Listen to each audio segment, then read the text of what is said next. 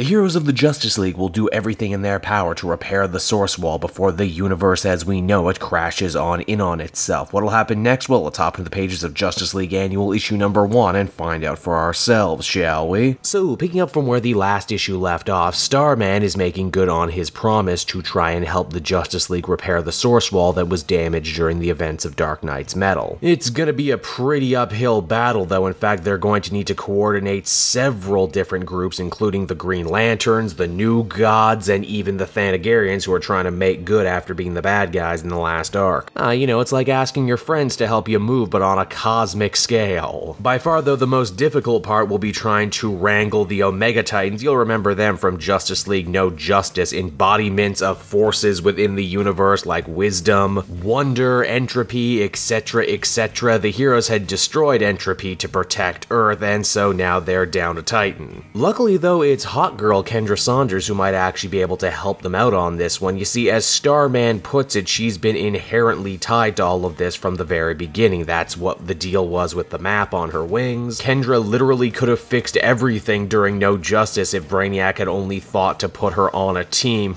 I guess he doesn't think of everything. The idea is simple. Because Kendra has such a tie to the Omega Titans, and because Starman himself is pretty much filled with totality energy anyway, she can take the place of the Entropy Titan. Now, the unfortunate part about that is that everyone who's ever tried to go through the source wall has ended up becoming part of it, and they're still alive when they do it, so Kendra would essentially be sacrificing herself. Which, for a hawk like her, isn't actually as big an ask as you might think when you stop and consider that her whole history revolves around death and reincarnation. Oh sure, it'll be horribly painful this time, but it's not so much of a goodbye as it is a see you later in another form. And you know what? The heroes would have gotten away with this plan too if it wasn't for that damn meddling Brainiac and those kids over in the Legion of Doom. You'll recall that Lex Luthor had enlisted the help of Dr. Ivo to rebuild Brainiac, who was destroyed by Amanda Waller in the pages of Justice League No Justice. Now he's back, and he's formed an alliance of convenience with the rest of the Legion of Doom. He doesn't really much care about what Luthor and the others are after, but he does want to use his big science brain to learn everything he possibly can about Perpetua, the mother of the universe. Brainiac is also quick to call Luthor a big bald dummy and correct one of his major oversights, and that is Starman himself. While Luthor and the Legion have been running around trying to collect all these 7 dark primal forces of the universe, he could have kept a tighter hold over Starman instead of torturing him and sending him off to get picked up by the League, and that is because Starman literally has the totality energy inside him,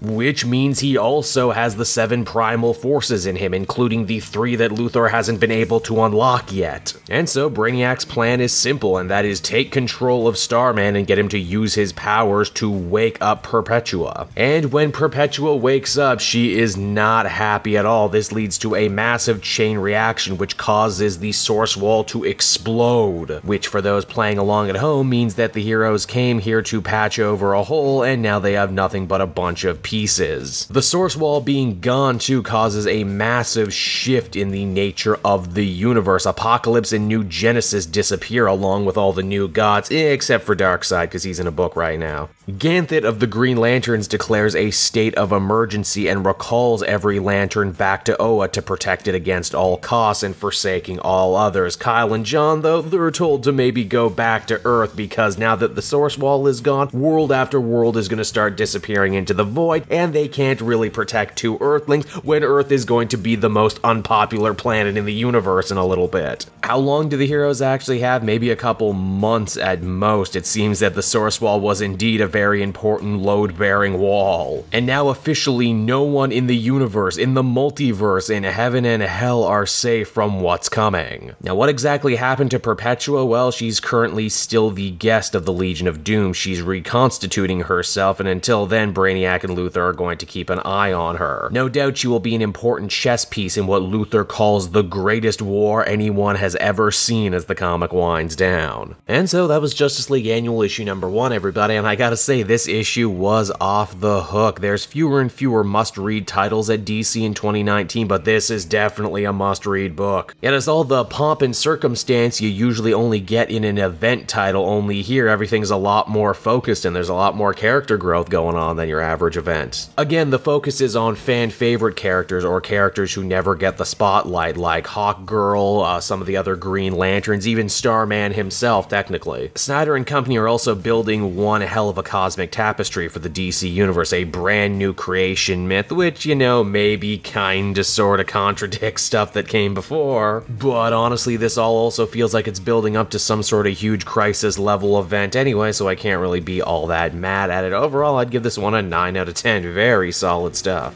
Hey there everyone, it's your old pal Cape Joel again, and I want to thank you so much for watching to the end of the video. I hope you enjoyed it, and if you did, why not check out some of these other videos I have available from the channel. Then you can follow me on Twitter and Facebook at Cape Joel, so you're always up to speed on when a brand new video drops. And hey, if you really like what I do, you might want to become a patron. Patrons get exclusive access to videos and content before anyone else, and they can do so for as little as $1 a month. Enjoy video and audio versions of the Comic Multiverse podcast and other videos before they drop here on YouTube. Heck, interact with me closer than ever before. You get all this when you become a patron. And with that, thank you so much again, everyone, and I will see you all again next time.